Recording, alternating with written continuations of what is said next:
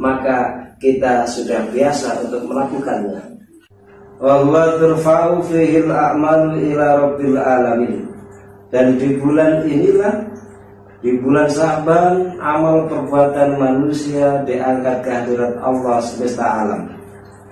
Karena itu kata Nabi, fa'akhibbu ayyurfa'a amali wa ana sha'im. Dan saya senang ketika amalku diangkat ke hadirat Allah, aku sedang berpuasa. Itulah bulan Sa'ban, bulan yang di dalamnya banyak mengandung hikmah dan keutamaan.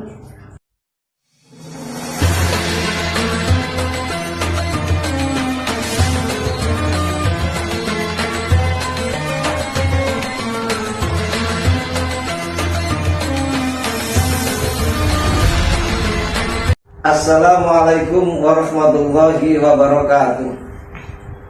Alhamdulillahilladzi anzala sakinata fi qulubil mu'minin. Asyhadu an la ilaha illallah wahdahu la syarikalah al-malikul haqqul mubin. Wa asyhadu anna sayyidina Muhammadan abduhu wa rasuluhu shadiqul wa'dil amin. Allahumma salli wa sallim wa barik ala sayyidina wa nabiyyina Muhammadinil Mustafa wa ala alihi wa sahbihi ahli sidqi wal wafa, amma ba'd. Pemirsa dimanapun berada, alhamdulillah kita patut bersyukur pada Allah Subhanahu wa ta'ala yang telah memperpanjangkan umur kita sehingga kita sama-sama dapat bertemu dengan bulan Sa'ban, bulan yang mulia. Bulan Sa'ban datang setelah bulan Rajab, di mana bulan Sa'ban ini banyak keutamaan-keutamaan di dalamnya. Keutamaan waktu, keutamaan bulan itu tidak terlepas dari peristiwa-peristiwa yang terjadi di dalamnya. Bulan Rajab dimuliakan karena di dalamnya ada peristiwa yang terjadi, yaitu Isra Mi'raj. Bulan Ramadan juga demikian, bulan yang dimuliakan karena di dalamnya ada peristiwa yang namanya Nuzulul Quran atau turunnya Al-Quran. Bulan Sa'ban pun demikian, bulan yang dimuliakan. Kemuliaan bulan Sa'ban tidak kalah pentingnya dengan kemuliaan bulan-bulan yang lain. Karena bulan Sa'ban di dalamnya banyak peristiwa yang terjadi. Di antaranya peristiwa yang terjadi adalah tahwilul kiblat, pergeseran arah kiblat yang semula menghadap ke Masjidil Aqsa atau Baitul Maqdis, lalu berpindah kiblat menghadap ke Masjidil Haram. Hal ini dijelaskan di dalam Al-Quran surat Al-Baqarah ayat 144. Allah berfirman, A'udzu billahi minasyaitonir rajim. Bismillahirrahmanirrahim. Qad nara taqalluba wajhika fis sama fala nuwalliyannaka qiblatan tardaha fawalli wajhaka syatral masjidil haram. Sungguh kata Allah, aku seringkali melihatmu wahai Muhammad, kau memohon dengan menengadahkan wajahmu yang mulia ke langit. Aku tahu apa yang kau inginkan. Engkau menginginkan agar arah kiblat yang semula menghadap ke Masjidil Aqsa agar berpindah kiblat ke Masjidil Haram. Karena itu saat ini waktunya arahkan wajahmu ke Masjidil Haram. Pemirsa yang dimuliakan Allah, perpindahan arah kiblat ini dalam rangka Nabi SAW ingin mempersatukan umat Islam dalam menegakkan kalimat-kalimat tauhid. Lalu yang kedua, keutamaan bulan Sa'ban adalah bulan Sa'ban disebut dengan Syahrul Istidad, bulan persiapan dalam rangka menyambut bulan suci Ramadan. Oleh karenanya di bulan Sa'ban ini kita diperintahkan untuk memperbanyak puasa sunnah di dalamnya.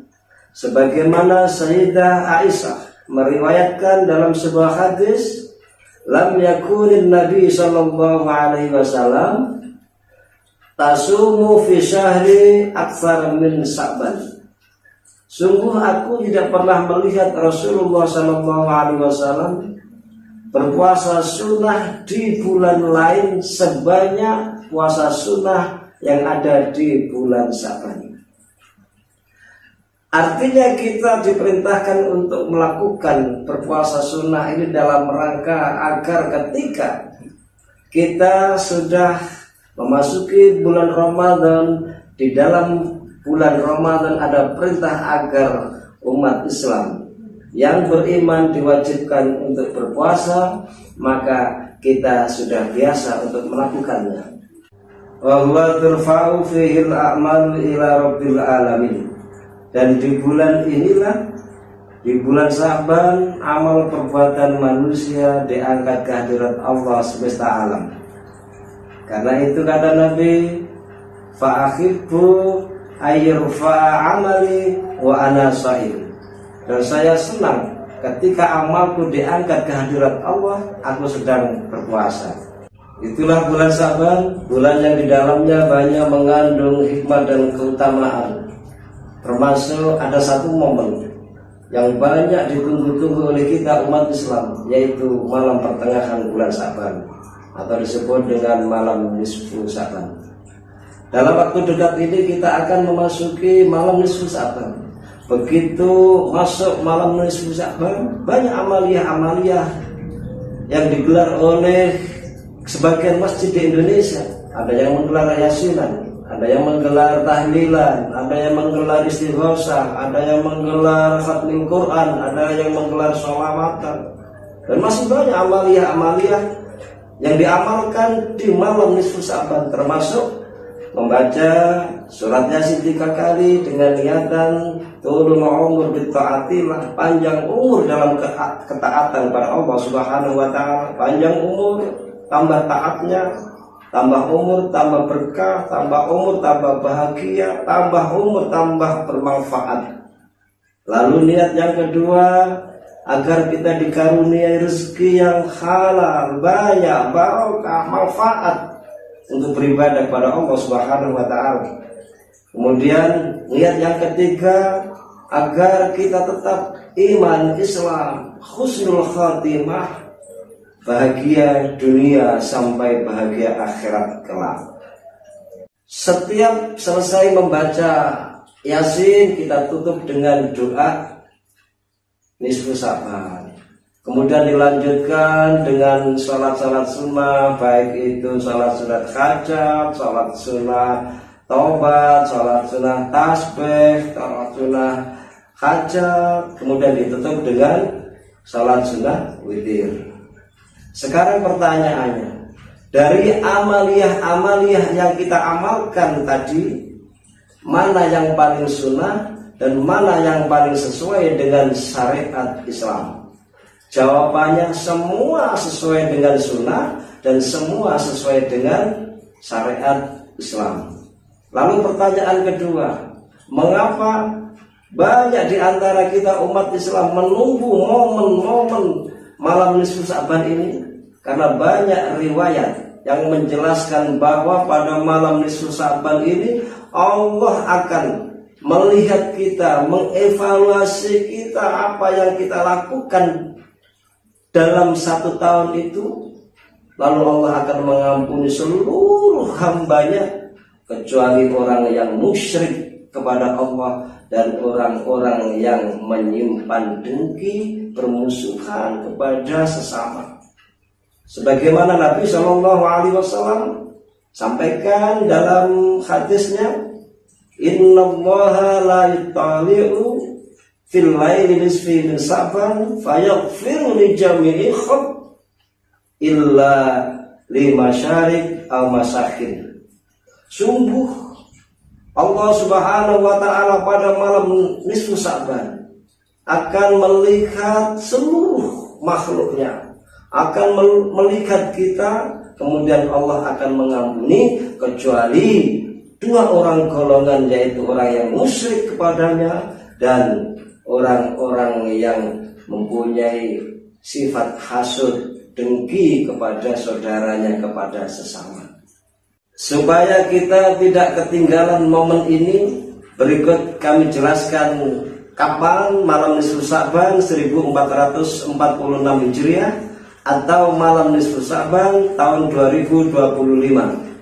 Bila kita melihat bulan Sa'ban 1446 Hijriah dimulai tanggal 31 Januari sampai tanggal 28 Februari 2025, berarti pertengahan bulan Sa'ban atau malam nisfu Sa'ban jatuh pada hari Jumat tanggal 14 Februari 2025. Berarti yang dinamakan malam nisfu Sa'ban itu jatuh pada malam Jumat tanggal 13 Februari 2025. Setelah maghrib kita perbanyak ibadah kita kepada Allah Subhanahu wa Ta'ala, banyak berzikir kepadanya dengan harapan mudah-mudahan Allah ridha, Allah mengampuni segala dosa-dosa kita.